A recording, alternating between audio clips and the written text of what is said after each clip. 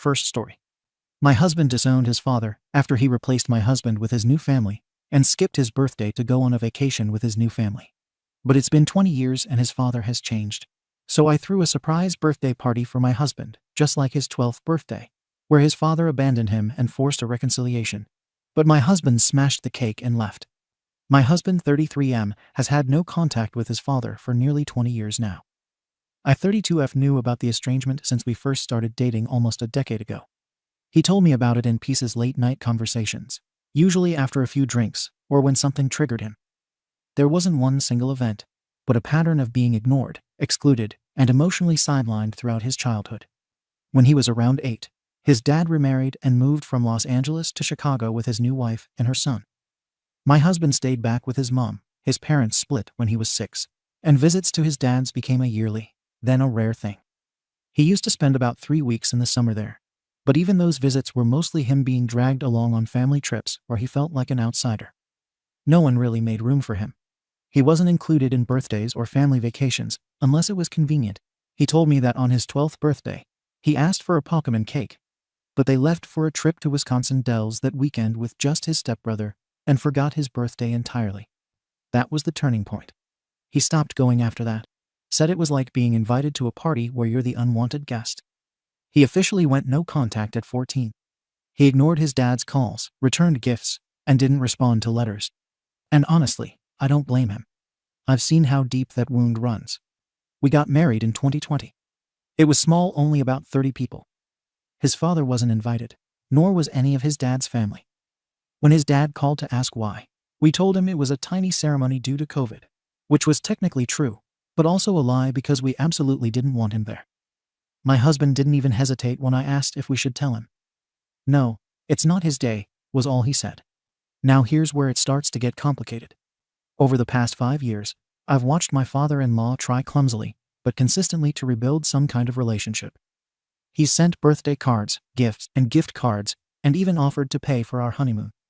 Every time, my husband either returned the item or ignored it. The honeymoon offer especially struck me. He didn't even ask to be involved, just said he wanted to contribute. My husband flat out told him no. He's invited us to family vacations and dinners at his place in Chicago, and even offered to cover airfare. Again, the answer was always no. My husband would say things like, "Too far," or "I don't have time," but I know it was more than that. He's still deeply hurt. But it's also hard watching someone genuinely try to make amends and be pushed away over and over. I've gently brought it up a few times, just testing the waters, suggesting therapy, saying maybe it'd be healing to at least have a conversation. Every time, he'd shut me down. "Stay out of it," he'd say. "You don't know what it was like." And to be fair, he's right. I didn't grow up with that kind of rejection from a parent. I don't fully get it. Still, his dad never stopped calling. Every few days, I'd see his number pop up on my husband's phone. Most of the time, he'd ignore it. Sometimes he'd answer and keep it short, saying he was too busy to talk. It felt cold. Not cruel, but definitely final. Then, earlier this year, my father-in-law called me. I don't even know how he got my number, probably from a wedding invite list or something. He was emotional. He told me he knew he'd screwed up when his son was a kid. Said he was selfish, too caught up in his new life, and thought my husband would bounce back. But he didn't. And now he wants to fix it, even if it takes years. I asked him, why now? Why after all this time? He told me he'd had a health scare last year. Nothing terminal, but a real wake-up call. He started thinking about how he'd want to be remembered. And more than that, how he'd want to be known by his son and any grandkids he might have in the future. That conversation stuck with me. I started slowly trying to talk to my husband again about it.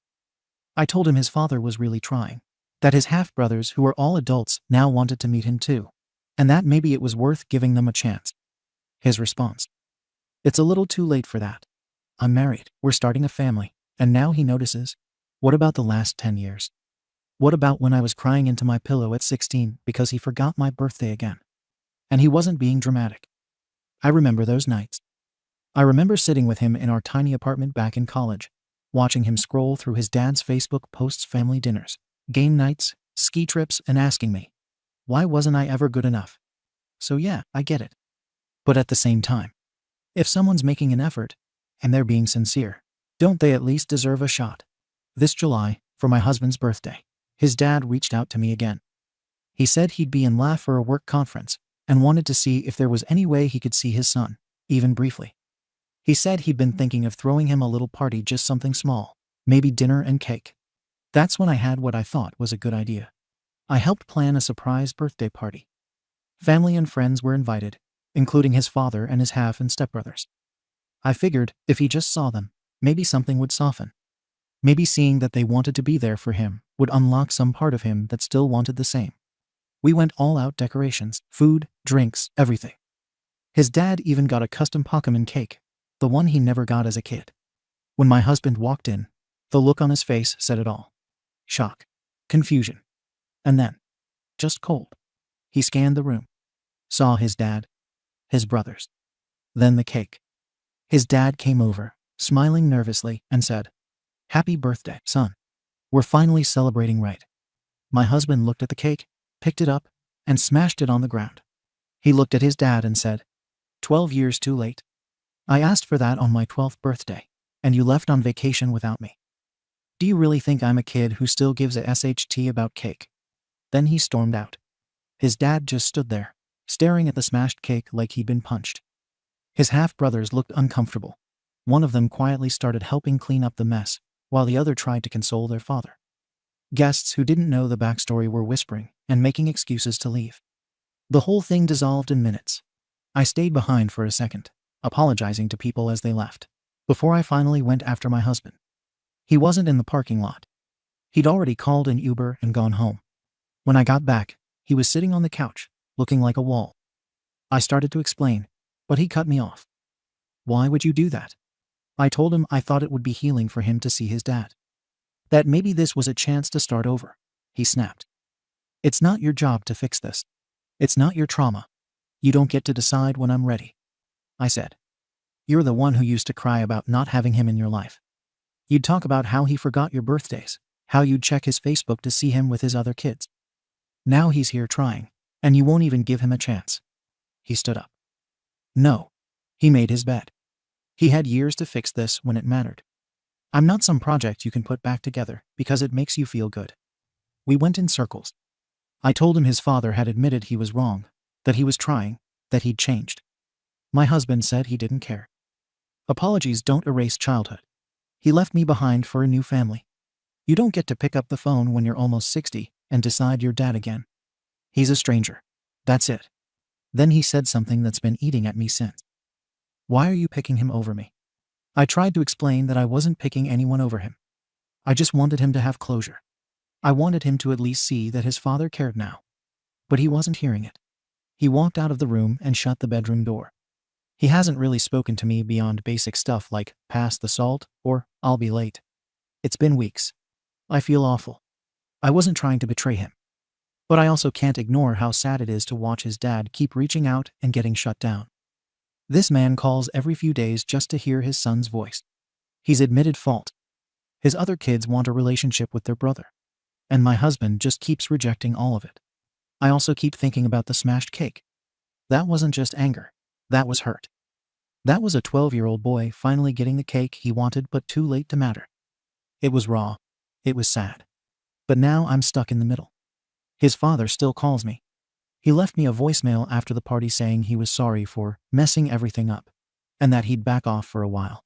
He sounded broken. Meanwhile, my husband thinks I betrayed him. He told me flat out that what I did was a violation. That I ambushed him. I honestly didn't think of it as an ambush. I thought of it as a surprise party with a chance for healing. I thought maybe he'd be angry at first, but soften when he saw the effort. Instead, it blew up. We've been married 3 years. We're talking about starting a family. And I'm scared this wedge will only grow. Because how do I tell my future kids about their grandfather if their dad won't even speak his name? I also wonder if I'm blind to something here. I didn't live his childhood. I didn't feel what he felt. Maybe I am minimizing it by thinking his dad deserves another chance. Maybe my husband's right that some things are too late to fix. But if someone genuinely tries for years, at what point does it stop being on them and start being on you to at least meet halfway? So now I'm sitting here, on the other side of a disaster I helped cause, with no idea how to move forward. My husband won't talk to me about it. His dad won't stop apologizing to me. And I feel like the bad guy, even though I thought I was doing the right thing. AITA for helping my husband's estranged father plan that party and trying to push them back together. Comments. Comment 1. YTA. This wasn't your call to make. You weren't there when his dad bailed on him for a shiny new family. You didn't live through birthdays forgotten, vacations skipped, being the odd one out in a house that was supposed to be his too. It's not healing when it's forced. It's not closure when you ambush him in front of people with the guy who emotionally abandoned him. What you did was manipulative and, honestly, cruel. You didn't just cross a line, you bulldozed through it, and then tried to justify it with some, but he's trying now, excuse. No. You're not the one who gets to decide when or if that wound gets reopened. Stay in your lane. Comment 2. Jesus Christ. YTA. Gift cards and a cake don't fix emotional neglect. You think just because someone says, "I'm sorry," after years of radio silence, they're owed instant forgiveness. Are you serious? You watched your husband cry about this man. You knew what his absence did to him. And instead of being the one safe person he could count on, you went behind his back and handed him his worst wound on a silver platter. For what? A Hallmark moment. You didn't do this for him. You did it to feel better about the awkward tension. You can't force someone to reconnect with the person who F'd them up. What you did wasn't supportive, it was betrayal. Comment 3. YTA, and you don't even seem to get why. You weren't there. You didn't grow up watching your dad give all his love and energy to another family while you sat on the sidelines like an afterthought. Your husband wasn't mad at his dad, he was traumatized. That SHT cuts deep, and you just handed it right back to him like, surprise, let's all play happy family now. And the worst part? You made it about you. You wanted it to be your win. Look what I fixed. Except what you did was pour salt in a wound and expect him to say thank you. Next time, listen when your partner says something is off limits. Because this wasn't just inconsiderate. It was effing disrespectful. Edit. Wow, I guess I underestimated how strongly people feel about family estrangement. I've read a lot of the comments, and I want to explain my side a little better, because I think people are missing where I was coming from. First of all, I love my husband. I'm not trying to be some villain here. I'm not trying to control him or invalidate what he went through as a kid. I'm his wife, his better half, and I want what's best for him. That includes peace, healing, closure, a real family. Because no matter what happened back then, he still feels the weight of that absence, even if he won't admit it. I've seen how badly he used to want that connection. I remember how hurt he was scrolling through his dad's photos and seeing birthdays and vacations he was never invited to. I've held him during those moments, so don't tell me I don't understand his pain. I've lived with it for years. But here's what you're not getting. People mess up. Sometimes badly. But part of being an adult is learning how to let people step up and make amends. And his dad has. He's owned his mistakes. He's tried. For years. I've talked to the man at length. He's not some manipulative narcissist. He's just a guy who realized too late that he failed and is trying to fix it before it's truly too late. Same with my husband's brothers. They're good people. They want to know him. They've never said a bad word about him and have only shown kindness and patience. I know because I talk to them. I've spent time with them. This isn't some selfish family trying to sweep things under the rug. These are people who are trying to do the right thing now. I thought I was helping. I put in a lot of effort into planning that party. It was never about gifts or money or free vacations. It was about trying to reunite something broken that still matters, whether he admits it or not. And when he destroyed the cake and walked out, it wasn't just a dramatic reaction. It was him rejecting everything I'd worked towards, like all the effort meant nothing. That hurt. I'm not saying I handled everything perfectly. I probably should have talked to him first. But the way some of you are framing this like I betrayed him or violated him is extreme. This wasn't a traumatizing or life-ending event. It was a birthday party. People reconcile over worse. Families fight and heal all the time. I was just trying to help that happen. I love my husband. He's an amazing man. But I also know that holding on to pain this tightly for this long isn't healthy. It keeps him stuck. And I'm scared this bitterness will pass down to our future kids. That's not the kind of legacy I want for our family. So yes, I made a judgment call. I believed in his dad. I believed in his brothers. I still do. I also believe in my husband, which is why this hurts so much. I'm not blindsiding him because I don't care. I'm trying to wake him up to something that could still be salvaged. I'm not the arsehole here. I'm just someone who wants her husband to have the kind of family he always deserved. Maybe I went about it the wrong way, but I did it from love. I hope people can understand that. Update. It's been a little over a month since the party, and I wanted to give an update because things have completely changed in my marriage. I've read every comment from my original post. Some were harsh, some fair, but they all gave me a lot to think about, and I've been forced to look at what I did without the rose-colored glasses I had on before. The first week after the party, my husband barely spoke to me. We were in the same house, but it felt like living with a stranger. We'd exchange necessary words. Do you need anything from the store? Can you move the car? But there was no warmth. The air was cold. He spent most nights in the spare room, scrolling on his phone with his back to me. That alone told me how badly I'd hurt him. I tried to bring up counseling. I said maybe a neutral third party could help us communicate. He didn't answer at first. Then one night, he said flat out, "I don't trust you." He said what I'd done wasn't just a mistake, it was a boundary violation. He said he'd told me for years to stay out of it, and I ignored him anyway. He said he wasn't sure he wanted to be married to someone who thought she knew better about his own trauma than he did. That was the first time he mentioned divorce not as an angry threat, but as a calm possibility. He said, "I don't know if I can ever see you the same way again. I don't know if I can feel safe telling you things after this." Hearing that from someone you love is like being punched. I went to the bathroom and cried until I couldn't cry anymore. A week later, he packed a bag. He said he was staying at his friend Matt's for a while. He said he needed space to think. I didn't stop him because I knew I had no ground to stand on. During that time, his father called me twice. Both times, I didn't pick up. I didn't even text him back.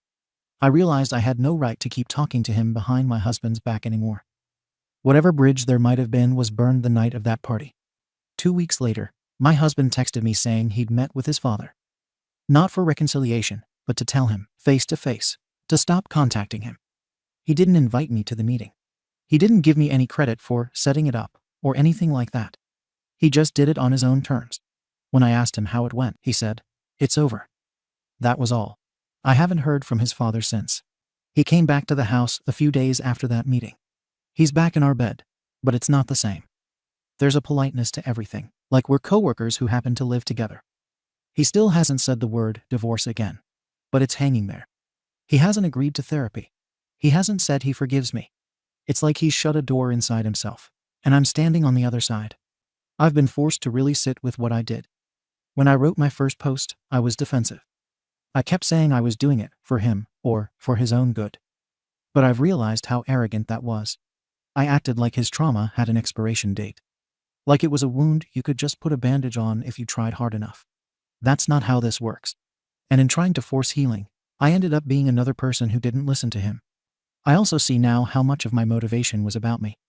About wanting to fix something broken, so I didn't have to feel uncomfortable watching it. About wanting to be the one who reunited a family. I told myself it was selfless, but it wasn't. It was about me thinking I knew better than him about his own life. Now I'm sitting in the wreckage of that decision. His father is gone. His brothers are probably gone too. My husband's trust in me is cracked. All my hard work didn't just fail, it backfired. And I may have destroyed the one stable relationship he had left, ours. He hasn't touched me in weeks beyond a passing brush of the arm. It's like he's waiting for something, maybe for me to leave, maybe for himself to decide. I don't know. I'm still hoping we can try counseling. I told him again last night that I'm willing to do whatever it takes to rebuild his trust. He didn't respond, just nodded. That's as much as I've gotten. I'm not going to push anymore. I've learned I can't control his healing. I can only control my own behavior and whether I respect his boundaries going forward. I don't know what the future holds for us. We've been married 3 years, and we were talking about starting a family this year. Now, I don't even know if we'll make it to next year as a couple. That's how serious this is. And that's on me. I made the choice to blindside him with the very person who hurt him most. And now I'm living with the consequences. I wrote this update not to defend myself, but to be honest about where we are. A lot of commenters said I was disrespectful, manipulative, or controlling. At the time, I thought that was unfair. Now, I'm starting to see it. I don't think I'm a bad person, but I definitely made a bad call, one that may cost me my marriage. Right now, all I can do is give him space and hope he'll come back to me emotionally one day. Until then, I'm sitting with the fact that good intentions don't erase harm. They don't undo betrayal. And sometimes, even love isn't enough to fix what you've broken. Comments. Comment 1. Wow. So you threw a live grenade into your husband's emotional wounds, and then stood there shocked when it blew up in your face. I just wanted to reunite the family, yeah. And I just wanted to pet the lion without it biting me. Lady, come on. You weren't trying to help. You were playing emotional project manager for a man who told you, repeatedly, not to get involved. You thought you were the exception. But I'm the wife. I know better. No, you don't. You knew what he told you. You didn't live it. You weren't the kid whose dad dropped him like a bad habit the second a shiny new family came along. You weren't the 12-year-old whose birthday got ghosted, while the new kids got front row seats to dad's attention. And let's be real, if your Phil had come back into his son's life as a broke man with no vacations, no gift cards, and no nice guy act, would you have been as gung-ho to make this work? You rolled the dice on his trauma like it was your Pinterest board. And now you're shocked the result isn't forgiveness and group hugs. Enjoy sleeping next to a man who doesn't trust you anymore. You earned that. Comment 2. YTA. And your update shows that you're finally starting to see it. But the damage is already deep. You weren't just someone who pushed a little too hard. You were the person he trusted most, his partner, his safe space, and you turned around and sided with the one man who hurt him the most. And not just once. You talked to his father behind his back, coordinated things he explicitly said no to, and ultimately blindsided him at a party meant to celebrate him. You say your intentions were good, but good intentions don't cancel out deep violations of trust. What you did was undermine him. You made his pain about you, about your need to fix things, about your discomfort with the estrangement. You may think this isn't life-ending trauma, but that just tells me how little you really understood his hurt. For some people, being rejected by a parent leaves scars that never fully go away. You acted like a peace treaty was just one Pokemon cake away, but that cake wasn't healing. It was reopening a wound he spent decades trying to close. Now your husband is in survival mode. He's shut down. He's distant. He may never trust you the same way again. And if he walks away, you need to understand that this wasn't about him not being willing to heal. It was about you refusing to respect his right to choose his own boundaries. Second story. My boss asked me out, and I realized that the glowing reviews he'd given me all these years were just a way to get with me. I rejected him, and he ignored me completely. So, I got him fired from his position and ruined his life. I am a middle school teacher. Last year, we got a new principal in our school who is very unpopular among the teachers. He has been very critical in all of his evaluations and shared some unkind words with our teachers when he has had a criticism. I, on the other hand, have received glowing evaluations as a teacher under every observation. I have yet to hear mean or harsh criticisms from him, and I even got a lot of new things from my classroom this year that no other teacher got. I'm really upset and feeling like SHT now. I thought he appreciated me and had respect for me as a teacher. I really did. After school today, I went to his office to ask him about a semester exam for a particular student.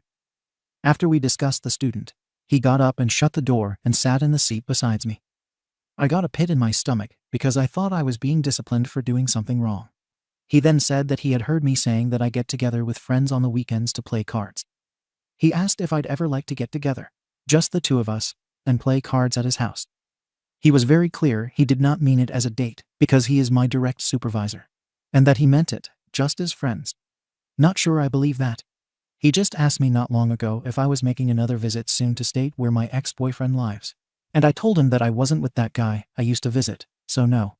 My face got really hot, and I stammered that I would not be interested in dating, but maybe sometime, because I was too nervous to say no with him sitting next to me.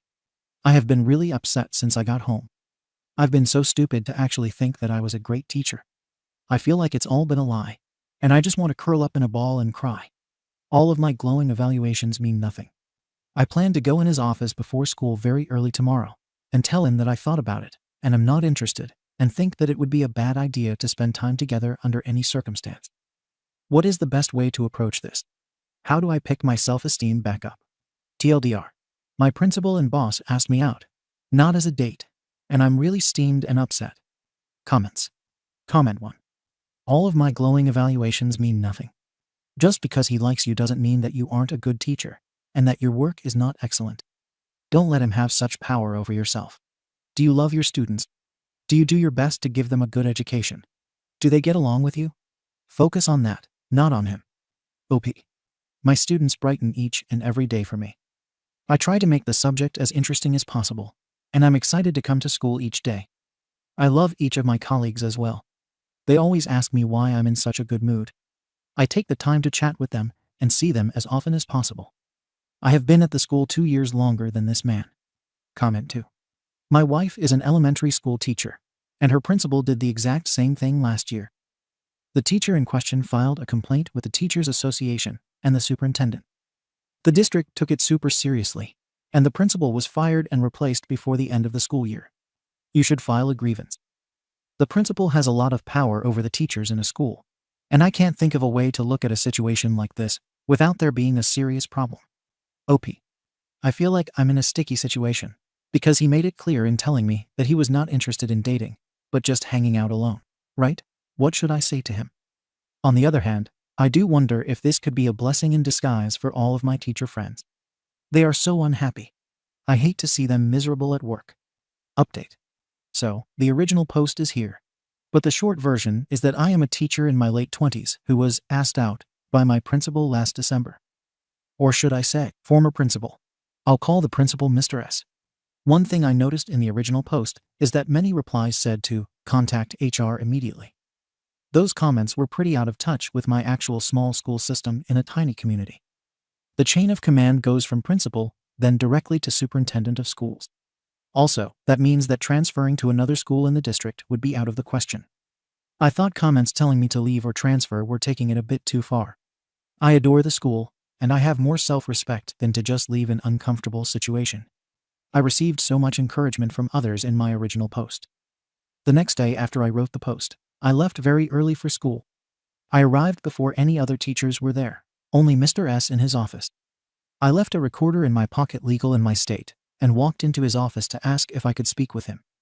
Briefly, with a recorder on, I told him, I was very uncomfortable with being asked to spend time with you at your home alone. He simply said, okay, and I left, pretty uneventful. But I was worried he would deny it happened when I reported him. So I wanted to make sure I had something on tape. In regard to the resolution, I gave a written statement to my superintendent of schools about the incident. The school system is tiny, about 600 students from P12, so they don't have an HR, and it's not unusual to go directly from principal to superintendent, no middleman. I won't go too much into the discussion, but we came to a mutual agreement that it towed the line. He agreed to my own suggestion that I should come to him as soon as anything else happens. My main concern was that I would be treated differently after turning him down. This actually did happen, which I will get into in a moment. However, I had an unexpected turn of events in January, and ended up putting in my resignation in late February. I applied for a position closer to my hometown, and have now moved back home for personal, unrelated reasons and illness in the family. So I'm actually not in that school anymore. But I miss it very much and hope to go back someday. Once I had put in my resolution, nothing Mr. S did affected me anymore. He never made another pass at me, and stopped talking to me completely. In fact, he stopped talking to me at all. It was like I didn't exist. He began ignoring my discipline issues, and I didn't even care since I was leaving in May. After 2 years of glowing reviews from him, at the end of the year he tore me apart in my evaluation, despite having only been inside my classroom once that year. I didn't care at all. At the end of the year, the superintendent asked me to reconsider staying. He told me how much he admired the hard work I put into teaching, and he felt that they wouldn't find a quality foreign language teacher to replace me in that small district. I wanted to stay, but again, I was moving for personal reasons and could not. The goodbyes were very hard. And now the cherry on top, the superintendent had been quietly gathering reports and complaints about Mr. S's performance from all of the unhappy teachers. He met with him before the school year began to have a meeting about changes and improvements that he wanted to see happen. And Mr. S just quit on the spot. 5 days before the school year began for teachers. He really left the school high and dry. They have not found a replacement principal and are making it work with the superintendent doubling as him, and select staff members stepping in to cover other duties.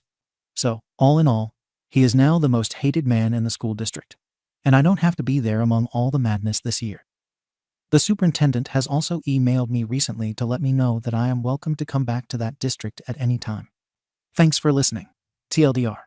The principal is now the most hated man in my former district. Thank you for watching the video. If you are interested in listening to these kinds of stories, we've got more in store for you. Simply subscribe to our channel, hit the like button, and share it with your friends.